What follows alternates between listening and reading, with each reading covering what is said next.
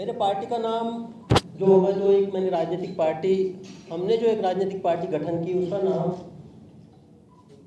हिंद सेना है। अब ये पार्टी का नाम हिंद सेना क्यों है? मेरा जो सेवा काल रहा है, सेवा काल की शुरुआत भी जय हिंद से होती थी। और जब मैंने रिसिग्नेशन दिया और अंतिम मैंने रिसिग्नेशन एक्सेप्टेंस के बाद लोगों में जाने के लिए मैं निकला हूँ, तब भी मेरा जो अंतिम सेवा के लिए एक संदेश था वो जय हिंद का ही था। तो जय हिंद में मुझे हिंद जो वर्ड है, जो शब्द है, वो मेरे खून के हर कतरे में भिना हुआ है, उसमें मिला हुआ है। हिंद मीन्स भारत। ये जो हिंद है, ये मुझे पहले भी सर्वोपरि था,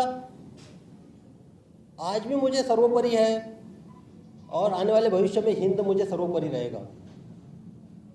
दूसरा जो वर्ड है सेना,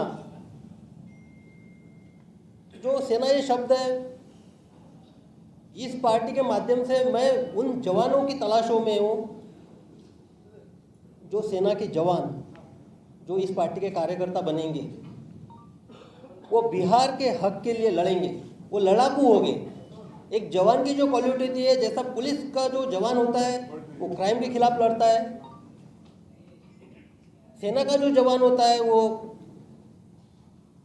अपने बॉर्डर के लिए लड़ता है, देश की सुरक्षा के लिए लड़ता है। उसी तरह हिंद सेना का जो जवान है, जो कार्यकर्ता है, वो बिहार के हक के लिए लड़ेगा। तो जो रन फॉर सेल्फ मैंने शुरू किया था, और रन फॉर सेल्फ के दौरान मैं युवाओं से मिला। हालांकि रन फॉर सेल्फ में एक मेरा और एक मोटिव था, अवेयरनेस कितने मात्रा तक नीचे पहुंची हुई है, और दूसरी बात थी कि लोगों के मन में क्या है, विशेषकर युवाओं के मन में क्या है, युवा क्या सोच रहे हैं, वो मुझे जानना था। तो विगत एक माह के अंदर जो पुलिस के 12 रेंज है, उसमें से एक बेतिया रेंज छोड़ के, यानी बेतिया, मोतिहारी और बगा जो आता है, वो 3 जिला छोड़ के ऑलमोस्ट सारे जिलों को मैंने टच किया। वहाँ के दूर दराज क्षेत्र में, गाँव में मैं गया, वहाँ के युवाओं से बात की, वहाँ के महिलाओं से बात की, वहाँ से जो बुजुर्ग हैं उनसे बात की। तो मुझे जब सबसे बात करने के बाद 2 बातें जो है वो प्रमुखता से सामने दिखाई दी। सबसे पहली बात, 75 साल के आज़ादी के बाद भी, 75 साल के आज़ादी के बाद भी बिहार के जो दूर दराज के क्षेत्र है, कई गांव हैं, उन तक जो बुनियादी सुविधाएं पहुंचनी चाहिए थी वो नहीं पहुंची है। रोजगार, पलायन, ये तो बड़े इशू है, लेकिन जो बुनियादी सुविधा है, एग्जाम्पल के तौर पे बताता हूँ, आदमी के लिए जीने के लिए सबसे इंपॉर्टेंट क्या है गांव में, वो है पानी। तो जब मैं जमुई क्षेत्र में गया, सिकंदरा प्रखंड में, सिकंदरा प्रखंड में अभी गर्मी शुरू हुई, आप अभी देखिएगा आने वाले 3-4 महीने में वहाँ के लोग जो है गांव के, वो अपने पशुओं को, मवेशी को लेके खगड़िया और सहरसा के दियारा में जाते हैं, पूरा अपना वही निकालते हैं ताकि उनको वहाँ पे पानी मिल सके और जिंदा रह सके पशु।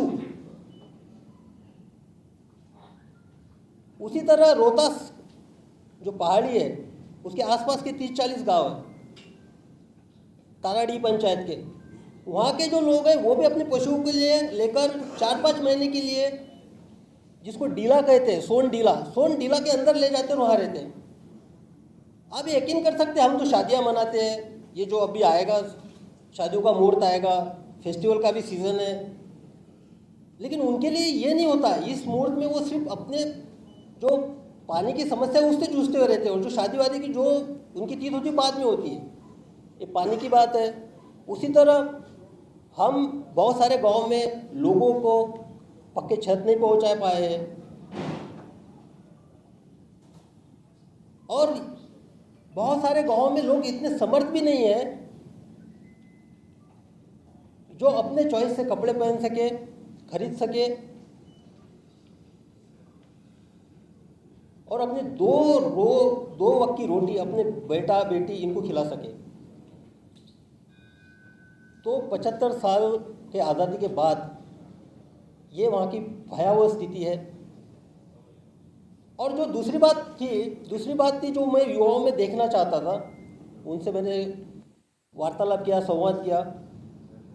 जब भी आप दूर दराज के क्षेत्र में, आपको भी अपील करता हूँ, आप कहीं पे जाइए और सिर्फ उन लोगों तक कैमरा लेके जाइए और उनसे बात कीजिए। वो आपके सामने समस्याओं का अंबार लगा देंगे, एक फेरिस्त आपके सामने रख देंगे उनके समस्याओं की। तो जब वो आपके सामने समस्याओं की फेरिस्त रखते थे, मेरे सामने हमसे जुड़े रहने के लिए हमारे YouTube चैनल को सब्सक्राइब करें और नई वीडियो की नोटिफिकेशन के लिए बेल आइकॉन को दबाएं।